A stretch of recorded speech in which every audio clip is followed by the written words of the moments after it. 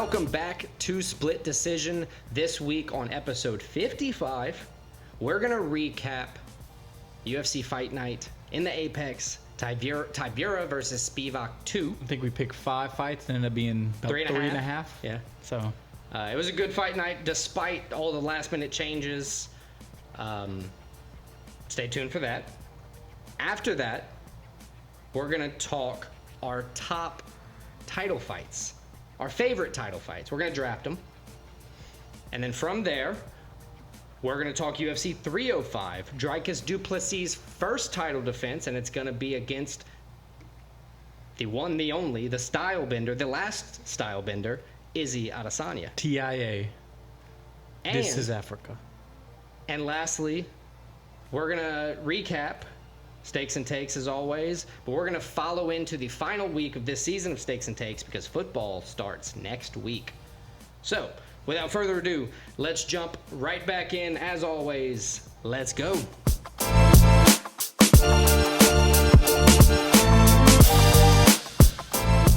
UFC Vegas, I don't even know what number it is at this 95. point, Alex. 95 in Apex happened this week. As we alluded to in the intro, we picked 5 fights. We talked about 5 fights. Only 3 of those really happened. Half of one happened as well. Yeah. Overall, though, it was a fight card that had a lot of changes to it. Before we get to the main card, though, Alex, how about you recap the prelims and then recap the fights we didn't even talk about that happened too on the main card? Yeah, let's do that. So starting off the prelims, Stephanie Luciano dismantled Toledo Island Carr through 3 rounds. This time she settled their draw from the Contender Series with Luciano winning 30-27 on all the judges' scorecards. Next up, we saw Yusuf Zalal, the biggest favorite on the entire card, notch his 8th career submission with the first-round rear naked choke over Jarno Aarons. This was his 2nd straight UFC win and his 2nd straight UFC finish. So building some momentum. Yep, and it's also his 2nd stint in the UFC. Fun fact, he started off his first stint kind of similarly, put a streak together, and then lost 3 straight. So let's hope he doesn't kind of do that fate again. Go to the big boys now. Jonathan Diniz withstood Carl Williams' very few takedown attempts to remain undefeated and to win by unanimous decision. That was a pure game plan versus game plan matchup where Jonathan Diniz had a more effective style where it kind of kept Carl Williams on the back foot the entire fight.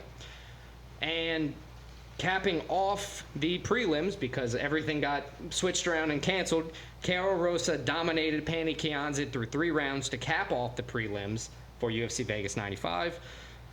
She landed the damaging leg kicks. She opened up with some sharp elbows. She got a cut over Kianzad, landing obvious damage. It was honestly the best performance of Rosa's career, and I'm happy, I got to see it move all the way up to a prelim finale. So let's go straight to the main card from there. What's that? She's climbing that ladder. Yeah. Let's go straight to the main card.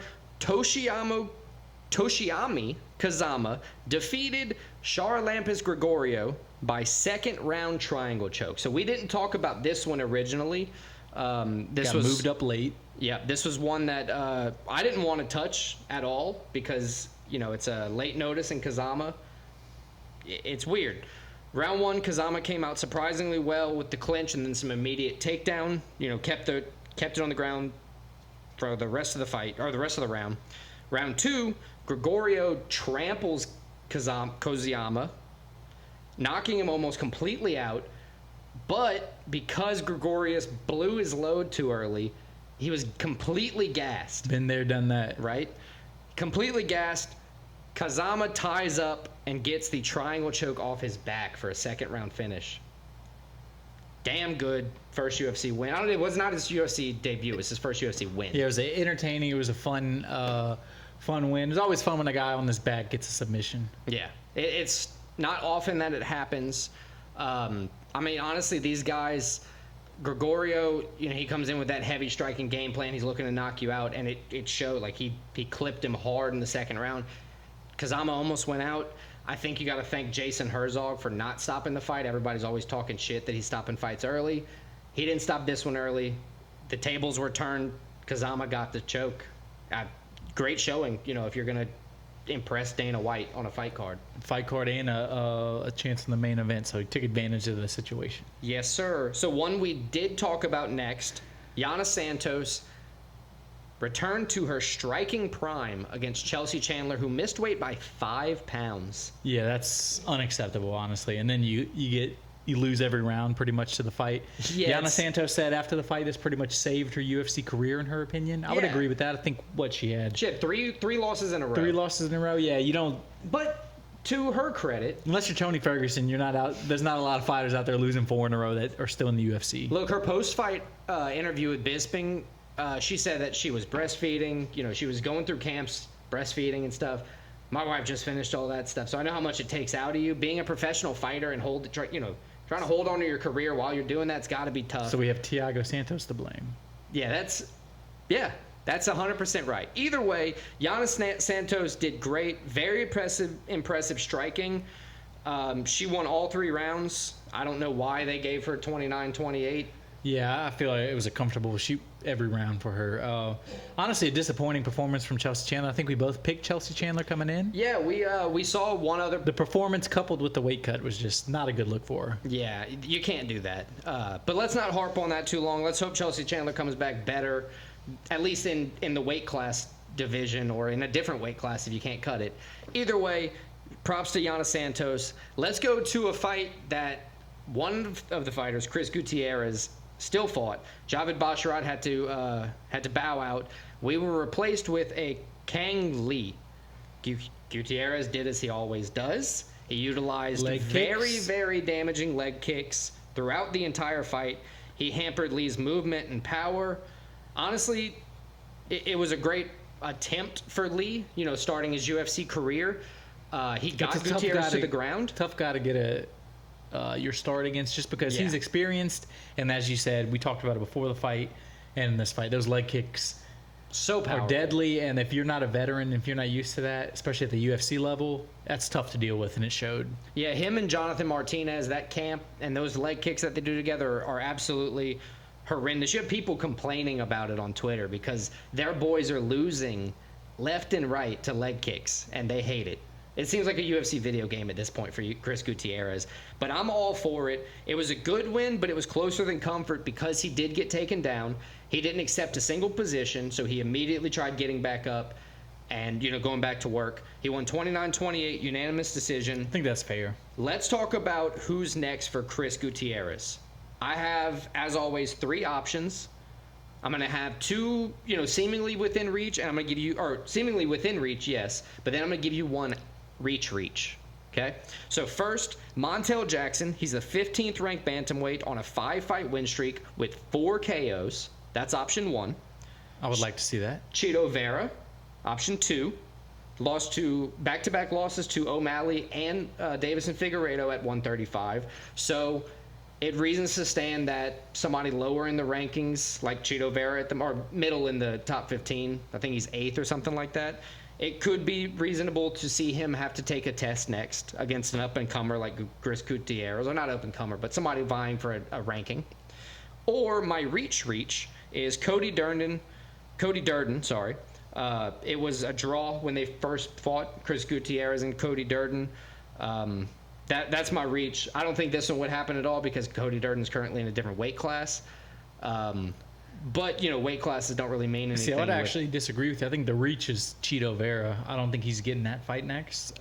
That's fair. I think Cheeto's still a draw, and, who's the first guy you said? Montel Jackson. I think it's between 5-fight win streak, 4 KOs. Jackson and Durden. I would actually like to see the Durden fight, although he is in a different weight class, as you said. It's 10 pounds. You have a draw. Let's hash it out. Let's see who the real winner is in there. All right. Cool. So next up, Danny Barlow got to stay undefeated. That moves him to 9-0 in his split decision win over Nikolai Valentinnikov. Another one we didn't cover. But I've been practicing that name ever since I found it out. I like it. Barlow had the better strikes, although the output wasn't where we normally see it. We saw a crazy judge's scorecard on this one. It was 2 judges, 29-28 in favor of Barlow, and 1 judge, 30-27 in favor of Nikolai Valentinnikov. Yeah, that's a crazy score. I could see maybe 29-28 in the other direction. Even that, I don't know about, but 30-27? It's ridiculous. Absolutely. This was Still a good performance for Barlow, but his striking output wasn't there. He said it was his first fight back off his broken hand, so he wasn't really in as much shape. Trusting his punches as much. He's just getting back out there. He still had a good fight. He had control. He did the more damaging shots, on the ones that did land. It just wasn't the output we expected from Barlow, who's, had some crazy finishes in the past. Either way, win's a win. Next for Danny Barlow, left-handed god. Who are you going to give him? I got Basil Hafez, who's 1-1 in the UFC. Santiago Ponzinibbio, who's 1-4 in his last 5, but I have to argue for him in that case. He did face top competition in the division. Or Alex Morono, the Great White Shark, 2-3 in his last 5. His last fight was a loss, and he has a similar style where he's trying to get in close to you and kind of tear you apart from the inside. I like the last one you had, Morono. I like Alex Morono. I like that one. I think it's, as you said, 2 similar fight styles. I think that would play out very nicely. And I don't think it'd be really a toss-up in my opinion. And I don't think Morono's ranked. If he is ranked, he's ranked near the bottom of the top 15. That kind of is what Dana likes to always do. You got an undefeated guy looking to get his 10th in a row win against somebody who could very well just be not just a gatekeeper for the welterweight division. All right, so the next fight, this was a fun one. This was an absolute beatdown. Another weight miss, though, right? By 3 pounds. Yeah. Yeah. Chepe Mariscal defeated Damon Jackson by unanimous decision. But he did not defeat the scale. Yeah. He apologized after, so I'll give him that. Yeah, and that is a rare miss for Chepe. This is one that he doesn't usually miss weight. We've seen him in the UFC. We picked him prior to yeah, know. But as you said, he looked very impressive despite the weight miss. Dude, and everything. It was. The he Leech came in stood and put no some chance. work on Leech Damon stood no chance. Jackson. The fight could have been stopped in the second, but Herzog let it continue. Honestly, it's the same story for the third. It could have been stopped in the third, but Damon Jackson, in Herzog's eyes and in mine, he was doing just enough, moving around, throwing his hands back up. His name's the Leech, but he could be the Worm too, because he wiggles around. He does just enough where you can't stop the fight. Yeah, that's a good one. Now, it wasn't an egregious, late stoppage or anything like that. Nothing like that. It was a good fight, good decision, crazy scorecards, 30-26, 30-25, and 30-25. I love to see it. That's what I call chaos in the ring. Crazy scorecards, but they're not bad scorecards. No, I think Mariscal dominated this fight. Right. It was 100% accurate on the scorecards, and I really appreciate a chaos scorecard like that. I think Mariscal probably, out of everybody on this card, improved his stock the most with his performance. It was the most impressive, in my opinion. So maybe besides the main event. Who is next for the 4-0 UFC featherweight Chepe Machine Gun Mariscal? You want me to tell you my 3 options? Give me 3 options, Alex. Sean Woodson, who's 6-1-1 in the UFC, but only has 1 finish. I think that would be really a good change up from Mariscal. Even though Sean Woodson's like 6'3" with 90-foot reach, I think Chepe Mariscal could get in and do some damage against him. Bryce Mitchell is Chepe Mariscal's loss previous to the UFC. Bryce Mitchell is 3-2 in his last 5, but he did lose to top heavy hitters, Josh Emmett, crazy hands, I think he's still, and Ilya Taporia. He's still trying to wake up from that Josh Emmett knockout. He's still talking crazy shit on Instagram about all kind of just crazy things. Or Giga Chikadze has big wins over competition, but has a couple losses that could, in my mind, argue a Chepe Mariscal quick interaction. That one I have to say is my biggest reach because Giga Chikadze is like 39, and he doesn't have any business fighting. I think it's Mariscal. I agree with you. I think that one's a little out of reach. But I gotta say it because I like looking at the stats of all these guys, especially in the recent times. Bryce Mitchell will be a good one. Try to avenge your loss. What was the first guy you said? Sean Woodson, the gigantic. He used to be a heavyweight boxer. Sean Woodson would be the one I think is most likely to happen. I think so too.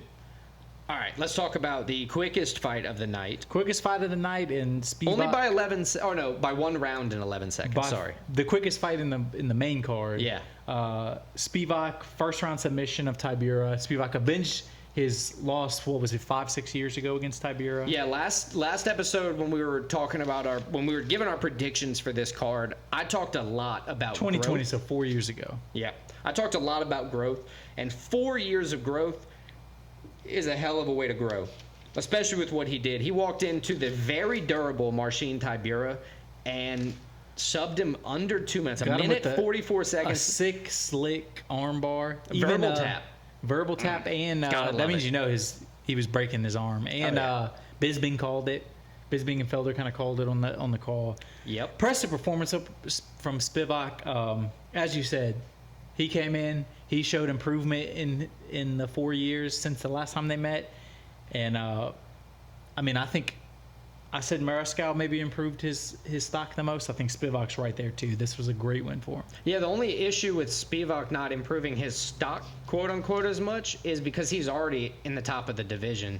You know, Yes, he's already but- deserved of another top-ranked opponent, which Normally, the heavyweight, if you get a big win like this, though, you're right up to the top. It's kind of logjam right now with Yeah. the interim title and Stipe and Jones. also and the stiff competition in the top 7, top 10. I mean, even with the guys who have a couple of losses, they're all murderers. It's the heavyweight division. But overall, Spivac, this was a great performance from him. I got Yeah, that's all you questions can for say. you, though. Who is this man going to fight next? He didn't call anybody out. The Polar Bear doesn't call people out. He says, Still only 29, which is a baby for a heavyweight. yeah, they fight until they're 40 all the time. Yeah, look at Tybura. Jailton Almeida, who's the 7th ranked, called him out. He's 7-1 in the UFC. That would be a very interesting matchup. Spivac's response, tell him to train or let him train, something like that, which is very cool because he was like at the interview table. So that was cool. Next, Curtis Blades, who's 3-2 in his last 5. Razor Blades. He's a 5th ranked heavyweight, one of your favorite fighters, and Do you like Razor Blades? just lost to Tom Aspinall. Got demolished by Tom Aspinall, who's Hate to see it. I like even more. So Yeah, right. I'm all right with it. And then Sorry, Curtis. next, last, biggest reach, Serial Gone. He just fought him. I don't think he's getting Serial gone again. That's why I said my biggest reach. It's a rematch, pecking order. You know, it's the thing.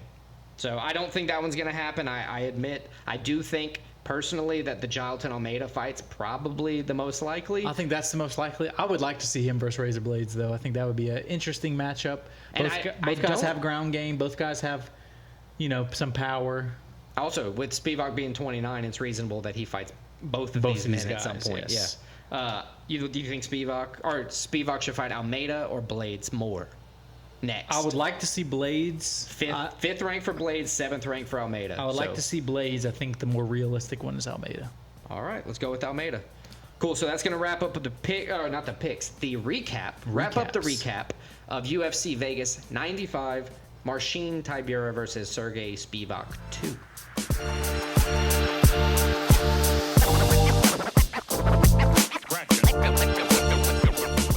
Okay, Alex, big title fight this weekend. Gives us perfect time for our top 5 this week to be top 5 title fights. Show is. Now, I don't know if you went this route. I made sure not to agree to top 5 UFC title fights. I just did title fights in general. The whole reason I suggested specific wording of title fights was so I could peruse anything. Okay, I'm glad we're on the same page. I'm also on to you. I think at this point, sitting here enough, talking outside of this enough, I know how you think, and I know where I can step and where I shouldn't step if we're gonna fight or not. So, Okay, I respect it. I think you have top pick this week. Yep. Last week in Olympic events, I took 100-meter dash as the top pick. I would take it again today. Don't regret anything. no, that is a very good pick. It's one of the most electric Olympic events for the Summer Games. But yeah, I agree. I like it. so that's our spiel. Alex, let's kick it off. Your number 1 top 5 title fight. I'm gonna go with Eddie Alvarez versus Conor McGregor at UFC 205. This was the title fight that furthered Conor's legacy. First ever double champ. Champ. Less than a year after smoking Jose Aldo. So he fought him in December, and then he fought Eddie Alvarez in November at lightweight and got the second belt. Furthered his legacy. First time that's ever happened. It was one of Conor's most impressive performances, too, because Eddie fought a good fight, Yeah, he just got out. and then Conor kind of figured him out and then did Yep. prime Conor things. Outclassed him on the feet, defended the takedowns when he needed to, as he needed to, which set up the KO. It's a beautiful combination to get the KO. Prime Connor. That's probably his best overall performance, I would say. It was, that or Aldo. Those are probably two of the best. Yeah, but it's hard to say a 13-second fight is your best performance. Yes, it was. Right. I get what you're saying. Overall performance, I think this was his But you have best to one. show your skills in the Alvarez fight. Yes, exactly. You showed your timing in the Aldo fight. You showed your skill set in the Alvarez fight. Aldo was a better highlight. Alvarez was a better overall showcasing of your skills. Cool. What is your first pick for this one? So my first pick is actually going to be my guest pick. So I gave Claire the task. You gave your girl homework? I gave her the task of top title fights. She did a little research and she came back with a good one, and I had to pick it number one. All right. My number one title fight features the greatest fighter of all time in UFC history. Okay. And probably his most entertaining and best fight in his career, especially title defense. I'm taking John Jones, Alexander Gustafsson 1. This was UFC 165. He was the first guy to actually stand toe-to-toe with John Jones. Much like the Conor fight, it was one where John Jones, the Conor fight you just mentioned, John Jones had to adjust. He took some damage, but he showed why he's the GOAT. He was able to adjust and overcome, and still one of the greatest title fights of all time. It already got inducted to the UFC Hall of Fame, like Fight Wing. Overall, if you want to see a good striking performance and just the overall where both guys are dogs coming back and forth with each other, go rewatch that fight. Absolutely. It's a great fight. So John Jones, Alexander Gustafsson, UFC 165, my guest pick from my beautiful girlfriend, Clara. That is it's a very good pick. And Clara, good job doing your research. Yeah, you didn't disappoint. Good job. Yeah. It was a great pick from her. So now my number two pick. My number two pick, I alluded to it in the description how I didn't say UFC title fights. I'm going to go with a boxing title fight. Okay. And I'm going to go with one of the biggest upsets of all time in boxing, a title fight. 1971. Damn it. We're going to go Ali Frazier 1, where Joe Frazier beats Muhammad Ali, the unbeatable Muhammad Ali. They ended up fighting two more times after that.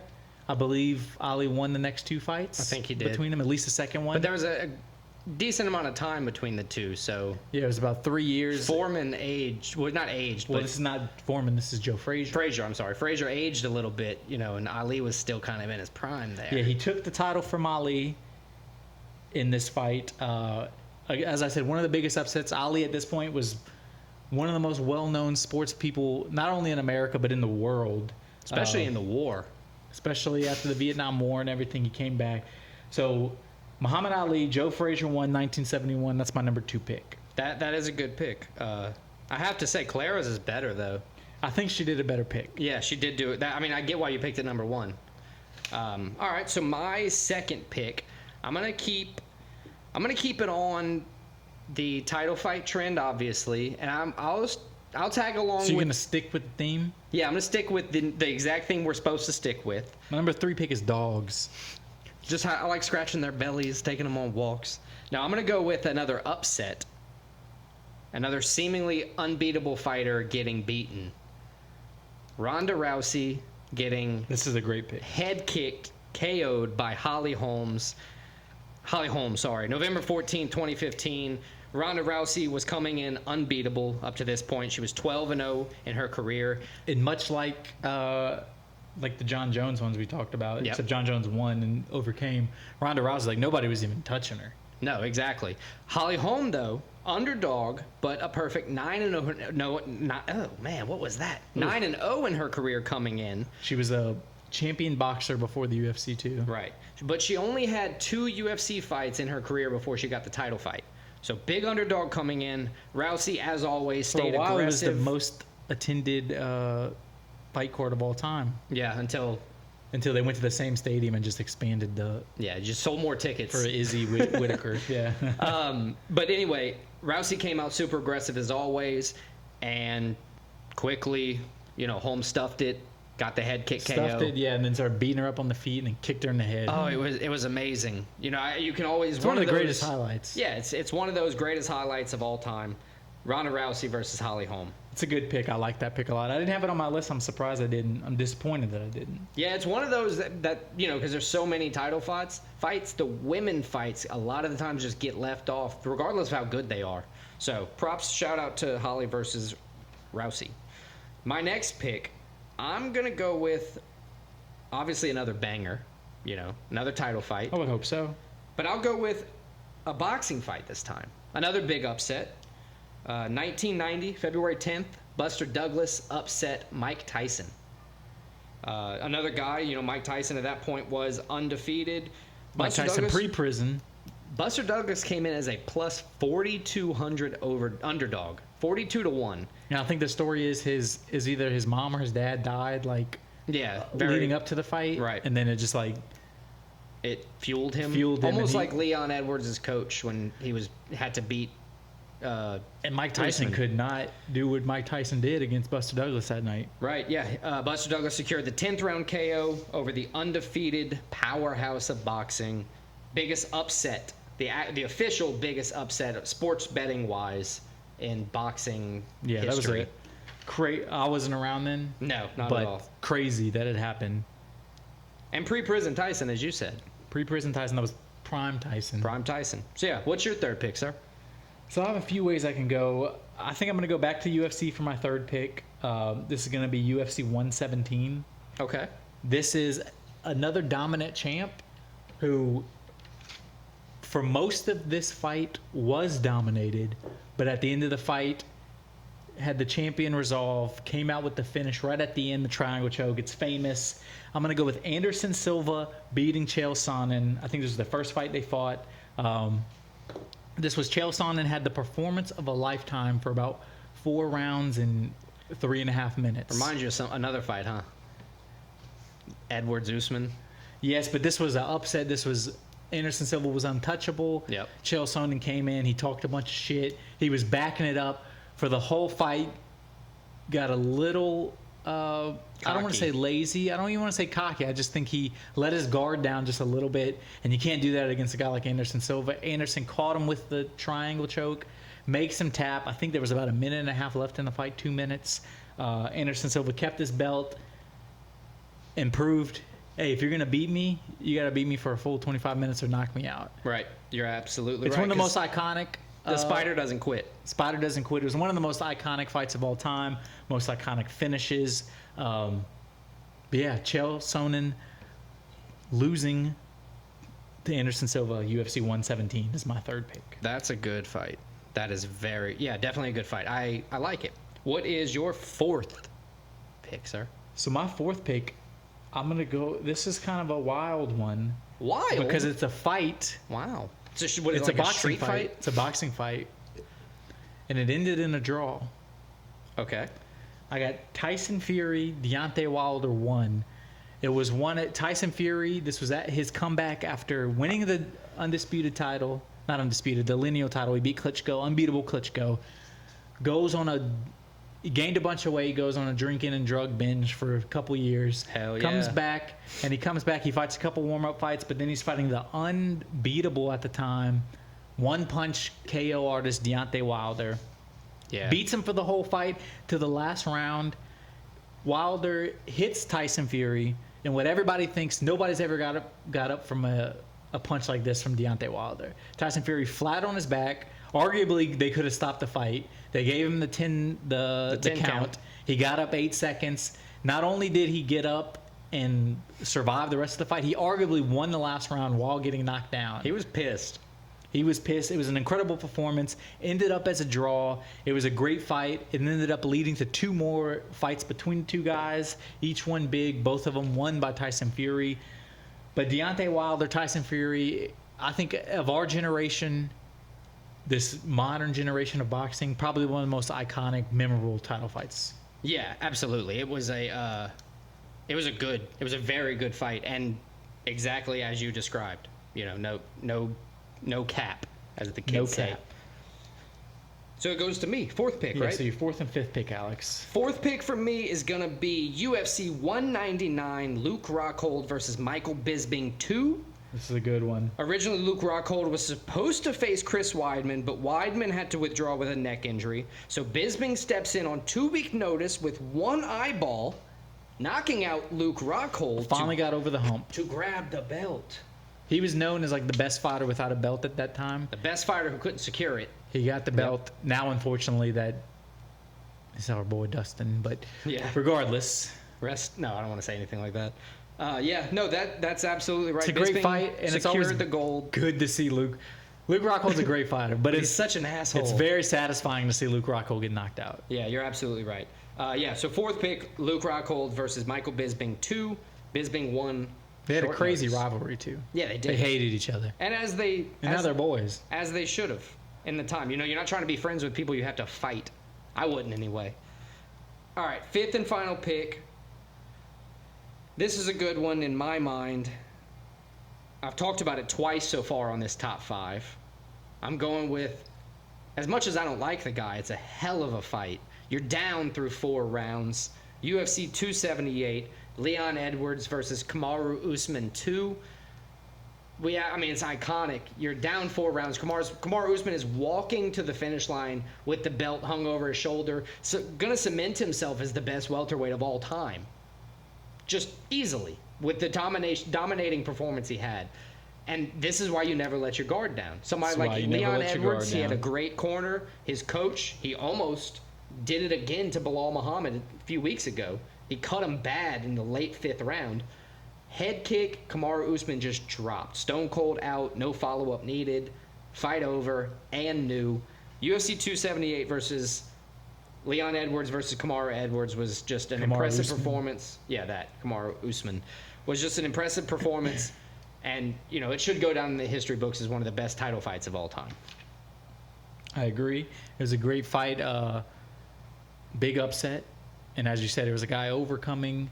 I talked about the Silva-Sonnen fight where it was the champ who get dominated and he overcame. This one was the underdog. It was happening exactly how everybody thought it was going to happen. Then he pulls rabbit out of his hat, knocks Usman out. Incredible. Yeah, no telling how much money I lost on that fight that day. Because I was definitely not thinking Edwards was going to win. Yeah, me neither. But overall, it was, as you said, it's going to be one that lives forever. As a UFC fan, that's highlight's going to be forever. Yeah, I agree. All right, so my 5th pick. Bum, bum, bum, bum. Do I go UFC? Do I go boxing, Alex? Well, I already have all 5 of mine, so personally, I don't really care. So I'm going to go, this was more of an iconic fight because of what happened rather than a great fight. Okay.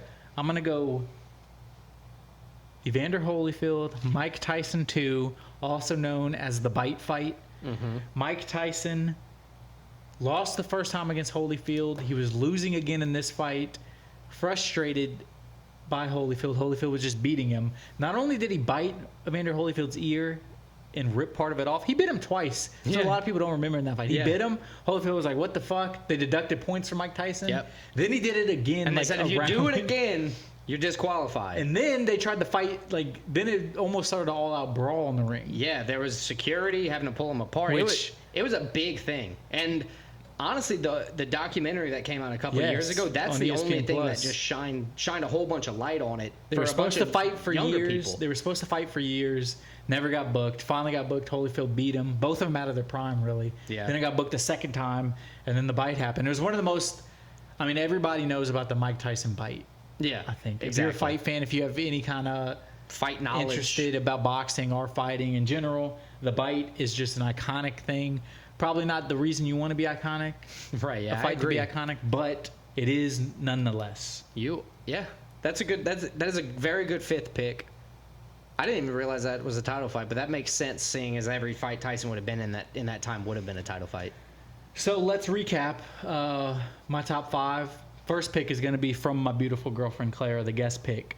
John Jones, Gustafsson 1. Dude, UFC your whole 165. list beneath that pick pales in comparison. I agree. It was a great pick by her.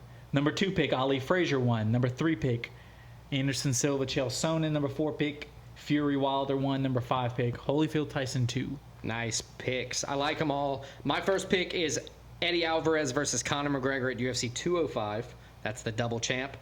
Ronda Rousey versus Holly Holm. Holly Holm gets the upset win. Buster Douglas versus Mike Tyson, the biggest upset in boxing history.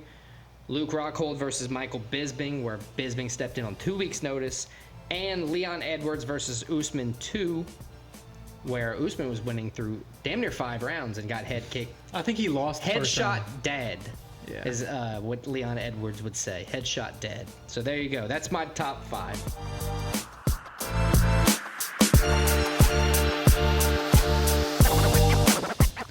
Okay, UFC 305, Yes. Perth, Australia, Western Australia. G'day, mate. Comes back. We have a great card, 5-fight main card. Almost every fight has an Australian except Accents for the aren't opener. racist, are they? Not if it's white guy accents. Okay, cool. G'day, So mate. you're good. Don't do Zhang Lee's accent, and I think you're good, bud. Cool. Appreciate the help. So let's do it. Let's jump in. 5 fights, as I said. Yeah, boy. All of them Australian fighters, at least one, except for this first one. There's even an Australian versus New Zealand. I was going to say, there's a couple New Zealands on there. Oh, You're wrong. Yeah, Matus the New Gamero Zealand. versus Dan Hooker is New Zealand New versus Zealand. Poland. Same thing. Twitter wouldn't say so. Yeah, no. Australians and New Zealanders wouldn't say so. The rest of the world would, though. Sorry, guys. All right, first fight. Li Zhanglang, the Leech. The Leech. Taking on- He's my Leech. Damon Jackson. Sorry, bro. Yeah, your hairline is the only thing you got going for you now. Carlos Prats, the Nightmare. These two are going after each other. Jing Lang is back after a spine injury and almost 2 years off. 2-3 in his last 5. Do you remember the KO last wins. time we saw him was when they reshuffled that whole Hamzat? Yeah. When Hamzat missed weight by 8 pounds. Yep. He had the killer suit. Then he got beat by Daniel Rodriguez. But it was kind of like you fought the guy on 2 days' notice. They switched your opponent. Yeah, you got the pass. is what Lee's you one of got. those guys a lot of people like, especially online UFC fans. And he's taking on Prats, as you said, 2-0 in the UFC, 2 But- KO ouch. wins. But- And he's a guy that's like, there's a lot of people, there's some hype around Prats. The reason there's a hype around Prats is because, like you said, he's 2-0 in the UFC, but he's on a 9-fight win streak. 9-fight win streak and 8-fight KO TKO streak. Yeah, it's crazy. 6.5-inch reach advantage, and if I had 6.5 inches on anybody, that'd be like the happiest day of my life because I'm only 5'6". Womp womp. Yeah, so I think that's going to help. The reach advantage is going to help Prats kind of pick his shots, do what he wants. 2, the guy Li Jingliang, who has some ring rust. Obviously, he's coming off of a pretty bad injury, which forced time off. Alternating wins, losses in the last 6. So that's 3-3. As you said, his last fight was a loss. Split decision, though, at that with Daniel Rodriguez. He's a guy, he has power. 8 out of his 11 UFC wins by KO. He's never gotten KO, and he's taking on a guy that's on a KO streak. So that's an interesting fact to look at. Yep. Overall, though, He's also Li Zhangliang is 6 years older than Carlos Prats, and we know, based on the stat that they show us every time we're watching a UFC fight, that the younger fighter wins like 63 or 64% of the time. With all those little facts being thrown at you, who you picking? I'm picking the younger guy. I'm picking the Brazilian. I'm picking the guy that has the hot hand right now. I think Prats gets his 10th straight win. I'm kind of leaning towards Prats getting his 9th straight KO TKO. I like Lee. I think the ring rust. This is a tough guy to fight if you haven't fought in a couple years, considering the power he has and the timing he has. Yep. So I'm going to go with Prats. I'm going with the Brazilian, the Nightmare. I'm not forced to do anything, but I'm trying to have good dreams. So I'm going to go with Carlos Prats, the Nightmare, winning. And I'm also going to agree with you there. I think he will keep the KO streak alive. I think Zheng Liang is probably going to be a good fighter, outside of this fight. I just don't think he's going to have what it takes to beat Carlos Prats here. So let's move on to the next fight. This is probably the fight that is going to last the least amount of time. We have Ty Bam Bam Tuivasa, the That's Australian, taking on Yahir Rosenstruck. Between the two, they have 15 KO UFC wins alone, 26 overall KO wins. But Tai Tuivasa is 1-4 in his last 5, and he's been finished in 4 you don't have straight. to. Yeah, you don't have to say one if he's lost his last 4. I know. I just like saying it like that. And as you said, lost Just 4 shut up. straight, all by finish, 3 of them by KO. Yep. Last fight was a first round submission to Tybura, who we saw get submitted in the first round this past week. The last 2 losses, Tybura one of them, they were both stylistically like wrestlers. So he it wasn't his game plan. This That is is true. more of a similar game plan. This They're is- not gonna wrestle. Him and Rosenstruck are literally going to just stand and swing at each other. Yeah. Recklessly. Yeah. That's why I think Ty has a good chance. Listen, if you get hit clean by Tai Tuivasa, there's a chance you're going out. Oh yeah, it's a sledgehammer But- that's hitting you. The same can be said from Yair Rosenstruck. It's going to be whichever one of these guys hits the other one first, in my opinion. Yeah. I mean, if you look at the last 10 fights for Tai Tuivasa, he's 5-5. The last 9 fights for Rosenstruck, he's 4-5. So both guys are kind of up and down. They get wins, they get losses. But as we said, 4 straight losses from Tuivasa. Can he overcome that? Can he honestly save his UFC career? So yeah, that's a big thing there. I will say because he has that pure knockout power, Dana's willing to give him more losses than And wins. he's a popular guy. He's likable too. Yeah, he's I not like him. just a piece walking around just hateable. But I have to say that Rosenstruck, despite his recent losses, Won his last fight. 2-3 in his last 5. He made Gaziev quit. He did. I think he's taken the heavyweight division more seriously. He's in better shape consistently. He's able to go the distance without being completely gassed out at that weight. He throws heavy power. He's got long arms, 78-inch reach to Tuivasa's 75. It's, only a 3-inch reach advantage. But I got to lean with the favorite on this one, too. I got to think that Rosenstruck, being the more competent fighter, not just the more one-shot power kind of guy like Tuivasa's kind of shown to be, I think Rosenstruck being a better overall fighter is going to be the path to victory. And this is going to, obviously, there's no submission chance on this one in my mind. This is going to be a KO or decision type of victory for Rosenstruck. Yeah, crazy thing. We said combined they have 26 KO wins between them. Combined they have 0 submission wins and 2 decision wins. With 4 submission losses total. So I agree with you that this is going to be a stand and bang. And I agree with you that Rosenstruck is going to win the fight. I don't think this fight gets out of the first round. Yeah, I can see either guy winning with the first round knockout, but I'm going to lean towards Rosenstruck. If I had to pick anything, like if gun to my head, I would probably pick a Jairzinho Rosenstruck KO. All right, so there's that fight. Let's move on to the next fight. This is an interesting one. It is a very interesting one. Because lightweights are typically my size. Both of these guys are decently bigger. Gamrot's 5'10", Dan Hooker is 6 feet tall. Gamrot he's impressive. 24-2 overall, 7-2 in the UFC with 3 KO wins. And never been finished. Never been finished. He's taking on Dan Hooker, who is a very... If you're a UFC fan for a while, you know Dan Hooker. You probably like Dan Hooker. He's 23-12 overall, 13-8 in the UFC. He had a little bit of a stretch there where it was like, oh man, what's happened to Dan Hooker? I think he lost 4 out of 5. But Yeah, he did at that point. he was fighting dogs, Michael Chandler, Poirier, Yep. People that were just going to war Islam. together. Islam. Yeah. Since then, he's won 2 straight fights, including his last fight where he got beat up in the first round and then came back against Jalen Turner, got the split decision win with a broken arm, which is impressive. Dan Hooker's a guy that's never going to quit. He's very tough. He's well-rounded. But as you said, he's running into a guy that's a buzzsaw that 7-2 in the UFC, 24-2 overall. He's the guy that looks like if he can put everything together, Gamrot can compete for a title. Yeah, you're absolutely right. Gamrot, with his 2 career losses, okay, he lost his first fight, his UFC debut, to Beneil Dariush, and His last fight, his last loss Yes. was to Dariush. yeah, that's what it was. He lost his debut and to Dariush. That was it. And he's won 7 out of 8 now. He's been perfect outside of that. He's southpaw, which consistently gives people trouble because it's just not a look that you get every day.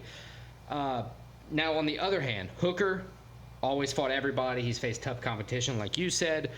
But Dan Hooker is 4-3 against southpaws, and Dan Hooker is 3-4 as an underdog in the UFC. So kind of a toss-up. Kind of a toss-up. If you're putting those 2 things against Dan Hooker, he's like a 50-50 shot. And he's taking on a guy that's not a 50-50 shot in Gamrot, who's a proven wins danger. most of the time, doesn't get finished. Dustin Poirier training partner. Which Poirier speaks highly of Gamrot. And they speak, yeah, they do. They speak highly of each other. I gotta say that Gamrot comes in, man. I don't know how he finishes, how he wins it, because he can win it anyway. Yeah. He has subs, he has hands, and he can go the distance. It's a 4.5-inch reach advantage for Hooker, but I think Gamrot has the skill set to get inside of that. It's not going to be an easy fight for either guy. Both obviously have the ability to win, but I'm going to lean with Matus Gamrot winning, and I'm going to say decision. Yeah, I think Gamrot wins. I agree with you. I think it's going to be harder than the odds makers have it. Right now, Gamrot is a minus 340 favorite. I think I'm leaning towards decision too. I think it's going to be a battle. He's going to have to dig deep, win this fight, because Dan Hooker is a dog. He's fighting close to home. He doesn't have the crazy time change that Gamrot has. Because Gamrot is Polish, but he fights, as we said, out of Florida. Mm-hmm. But I'm going with the guy who's on the ascent. I'm going with Gamrot. I think he gets the decision win in this one. We're agreeing on everything right now. All right, let's go to flyweights. Flyweight Guy co-main coming event. off of a title shot. Steve Erceg, 29 years old, the Astro Boy, taking on UFC veteran Kai Kara-France. And Erceg coming off of a title shot where he lost, but I think it was one where he gained everybody's respect. I picked Steve Erceg to win that fight. I do remember and that. while there's no argument that he won, he made a good showing of himself. He proved his absolute worth to himself, the UFC, and to the top contenders in the flyweight division, which, I mean, you're going to see my bias all over this fight. Which is hence why he's getting this fight. Yeah, absolutely. You're going to see my bias all over this fight. I've been a Steve Erceg fan since the moment I laid eyes on him looking like Michael Scott. So that was in like last May? year. Last year. I mean, it wasn't long, but it's easy for a guy like Steve Erceg to grab that attention. You know, we saw him fight Pantoja and lose respectably. 11 fights win streak in a row before that. But he's fighting a dangerous guy. Kai Kara-France, 24-11 overall, 7-4 in the UFC. He did lose his last fight, a split decision loss to Al Baez. Yeah, that was his second of the back-to-back losses. Albazi. Amir Albazi. But he has taken a year off in that time. And the other loss was a interim title loss to Brandon Moreno. Yep. So that's not a bad loss. He had 3 wins before that. As you said, took a while off. He's a guy, he has some highlight wins. Right. He's flashy. His nickname is Don't Blink because of how explosive he is. This is the fight, New Zealander taking on an Aussie in Australia. Erceg is actually from Perth too. They say he lives about 10 minutes from the arena. Mm-hmm. Everybody in Perth loves Steve Erceg. Everybody loves, so it's a hometown fight for him. Because normally we're looking at this, we're saying the New Zealand guys, like this is quote-unquote close enough home turf. Right. Not in this case. But I think this is going to be one of the best fights of the night. I think they stack up very well against each other. They do. Now, Steve Erceg is 4 inches taller, but Kara-France has a 1-inch reach advantage. So that, I mean, all of that is just so close to where it's so contested. Relatively the same age, 31 in Kai Kara-France, 29 in Erceg. So that's not going to play a factor. The striking is on point. Both of them can wrestle. The big thing for me here, Erceg's never been finished either. Yeah, Erceg's never been finished. He's only lost twice by decision in his career. Like we just said, most recently a title shot. Kara-France has never faced Alexandre Pantoja. He hadn't gotten to that level yet. He's fought for the interim title though against Brandon Moreno. Lost. Sorry. Erceg lost too. No, he fought for the real title, sir. Actually, no. I'm going to say interim's real title because I think the heavyweight real title is the current. The split decision. But he also lost to Brandon Royval. That's the 3 names in the flyweights that are always just kind of rotating around for title shots and all that stuff. Now that Figgy's gone, I think Steve Erceg's going to win here, man. Honestly, I think showing what he showed against Pantoja, being that ready for a title fight at 29, two or three fights into the UFC. I mean, he beat Matt Schnell and just to rocket up the rankings, and then title shot. Admittedly, that was because nobody else was ready to fight, but he didn't get shit on. Like, he did very, very well in that performance. I think he did very well, and I'm impressed by him. I'm impressed by him? It's hard. Sorry.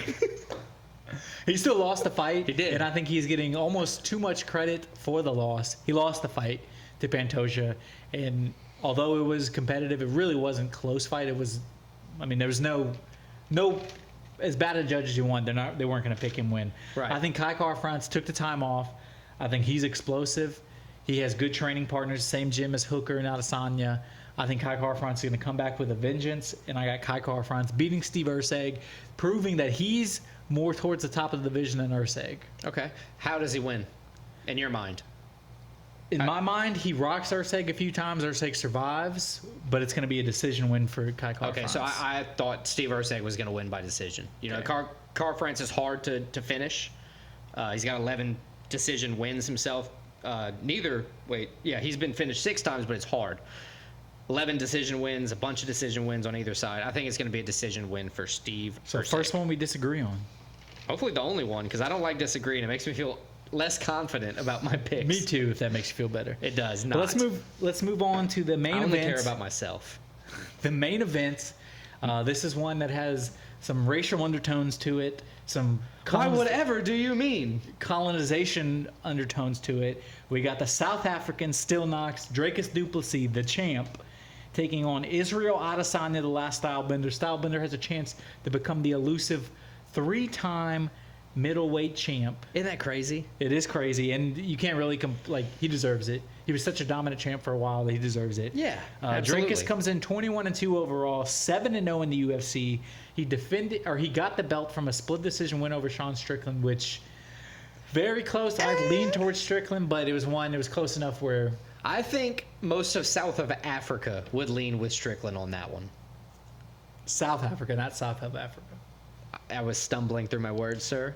I meant South Africa. But before that, Du Plessis had also in the south of Africa, thank you. 3 straight finishes. His cardio's been improved since he had his nose fixed. Can breathe now. Very awkward style. And he's taking on a guy called Stylebender, the last Stylebender. 13-3 in the UFC. As I said, he's 2-time champ of the middleweight division. He has 5 career UFC KOs. His last fight was a unanimous decision loss to Sean Strickland. But I think everybody would agree it was not the Israel Adesanya we know that showed up to that fight. I don't know what was going on. It was a lot like Leon Edwards showing up to the Bilal Muhammad fight recently. I don't know what was going on, but it just was not the same guy out there. All credit to Sean Strickland, though. Don't take that fight away from him at all, because like we're saying, he arguably beat Dricus. Honestly, what happened, I think, is Israel kind of underestimated Sean. He came in a little lackadaisical, got rocked right away, and then could never recover. Yeah, stayed on his back foot for the entire fight, because somebody like Strickland quickly just walks you down the entire fight. One interesting thing, Adesanya, he's lost 2 out of 3, which a lot of people don't realize. Yep. He did avenge one of those losses against Alex Pereira, which, looking back, that win, his knockout win against Pereira at 185 is like aging better and better. It's so crazy that he actually holds a winning record over, Pereira holds a winning record over him now.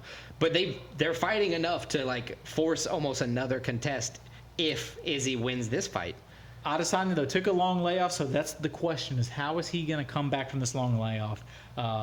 Dude, listen. I think this is the build-up and everything.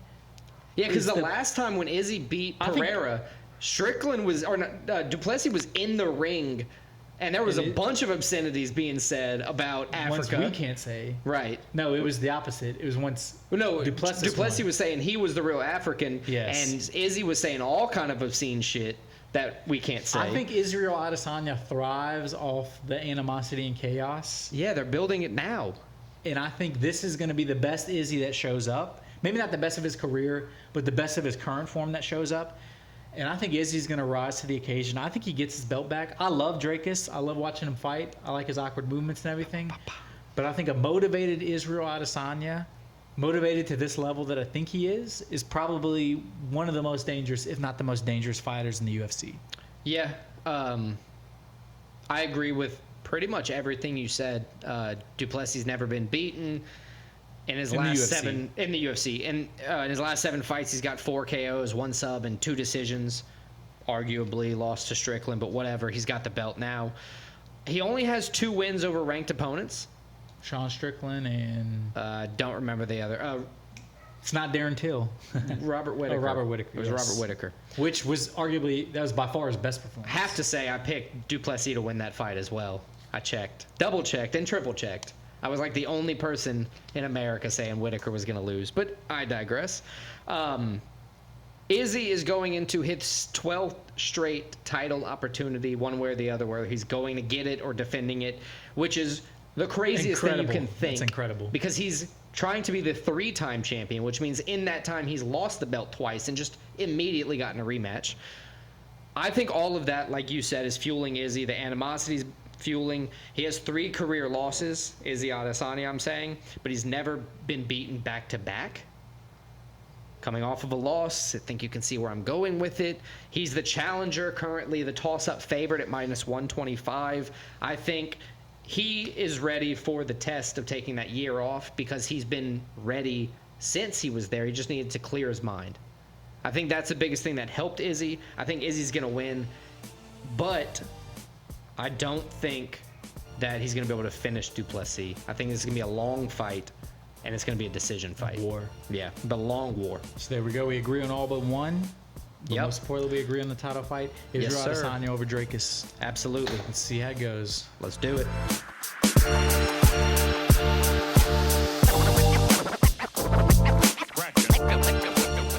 All right, guys. Let's recap the second to last week of Stakes and Takes. We tried to bring 10. We did our very best, but everything was shuffled up or canceled. We only got 9. Well, surprisingly, we got 9 in there after all. Yeah, we had to do a little finagling to even get that 9th one. Yep. So we got 4 UFC picks, and then we brought 5 that officially actually played out. I went 6-3. How'd you do? I went 6-3 as well. So that doesn't help me because coming into the second to last week, I was at a deficit, so I needed to beat you both weeks to even stand a chance. So you're telling me as long as I don't shit the bed next week, you win. I'll win. Okay. Picks. Yes. Picks only. All right. 3-1 in the UFC for myself. I lost Chelsea Chandler. I But went won. 3-1 in the UFC as well, and I also lost Chelsea Chandler. Yeah, Sergey Spivac won. Chris Gutierrez won. Who else? And Mariscal. Yeah. Chepe. Machine Gun Mariscal won. On the picks I brought to the table, on the other hand, I went 3-2. I went 4-1. There you go. Oh, no, I'm sorry. I went 3-2 as well. I went 3-2 as well. God, don't spoil it. God damn it. All right, doesn't matter. I lost on Carl Williams over Janata Denise, and the Denver Broncos beat the Colts in the first preseason games. Womp womp for me. I lost Leeds And Schalke? against Portsmouth. There you go. They had a 3-3 draw, and then a Schackel lost 3-1 to Nuremberg. That was surprising for you, wasn't it? When you woke up and you saw that match, it was like, did you Yeah, I mean, second division German soccer. There's a chance both teams suck. going through puberty there, bud? Yeah. All right. Nuremberg, you might know Heard of them. from the Nazi rallies. There you go. All right. That brings the record coming into the final week of season 2. 122 wins for myself, 72 losses, and 6 pushes. Those are pretty much all 6 guys who couldn't fight at some point or time through the last 6 months. Christian, as long as you don't shit the bed, you will win because you are at 126 wins. How many wins do you have? 122. Okay.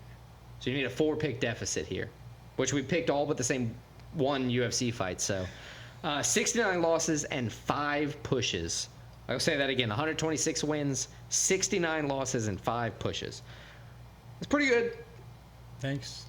I'm going to start following some of your picks, I guess. Maybe. We'll see. For the bets, the stakes, where we put our money where our mouth was last week. How'd you do? Did pretty well. 4-1. My only loss was, again, Schackel money line. I got Spivac right, Gutierrez right, Nice. Ajax right, and Manchester City right. Nice. I went 2-2-1. I got Billy Horschel placing top 20 on the Wyndham Championship, tied for 7th.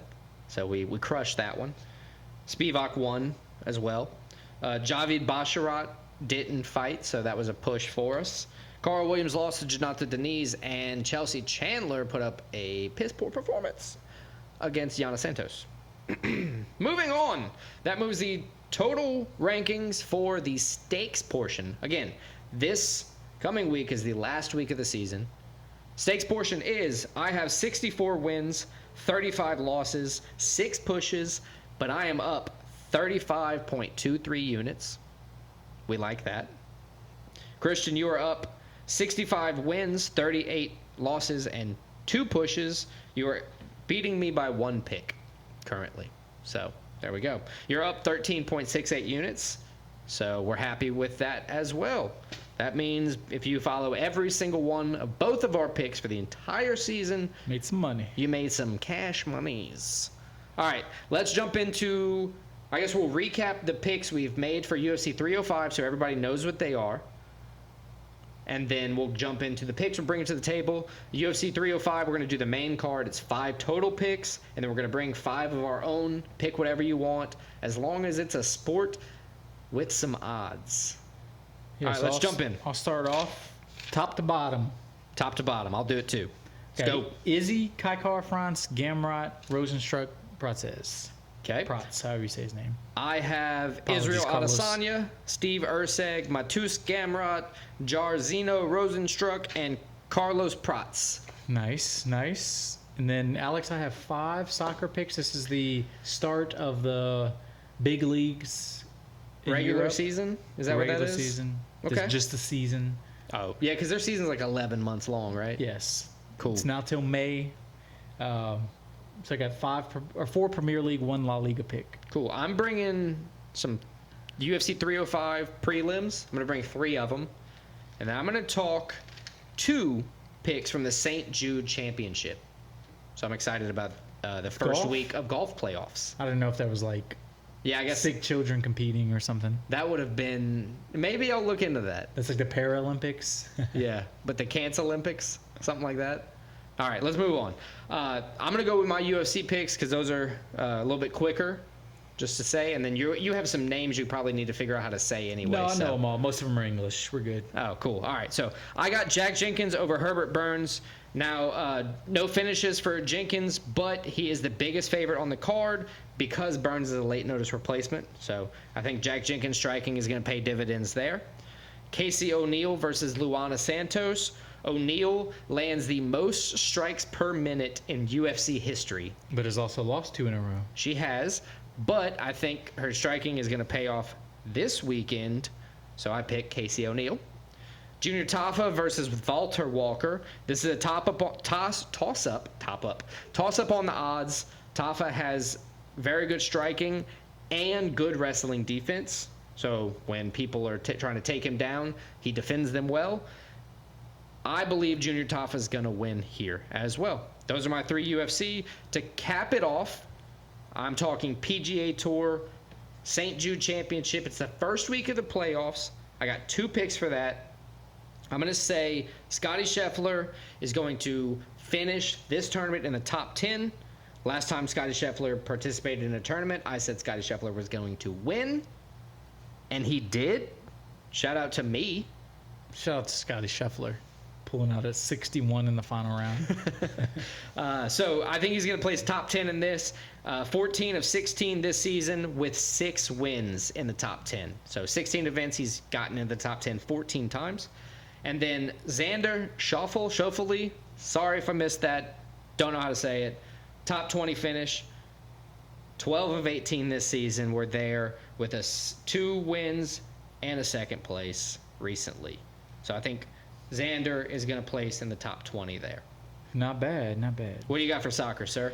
For All the right, people so- who like the kicking the ball on the ground with not the hands. So we're back to my usual. We got Arsenal. Arsenal, their first Premier League game of the season against Wolverhampton. I got Arsenal winning that. They won both matchups last year, so Arsenal first pick, hosting Nice. Wolverhampton. Next pick, newly promoted Ipswich Town, hosting Excuse you. Ipswich Town, hosting one of the title favorites in Liverpool. They have not met since 2002. I don't think that's going to matter because Liverpool is way more talented. I got Liverpool going to Ipswich and getting the win. Cool. Next one, we got another newly promoted team. That's Southampton. They travel to Newcastle to take on one of the other most talented teams in England, and Newcastle United. They last played in 2023. The last time Southampton was in the Premier League, their last matchup was a 3-1 Newcastle win. I think Newcastle wins at home again. Then we got the 4-time defending champ, Manchester City, traveling to London to take on Chelsea.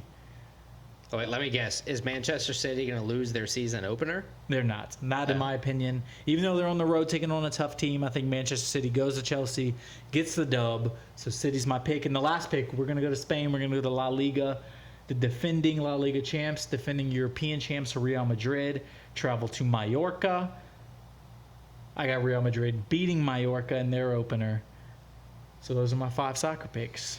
Simply put, I like them. Christian, you're a good soccer picker. Obviously, you're beating me this season. What'd you call me? A good soccer picker. Okay.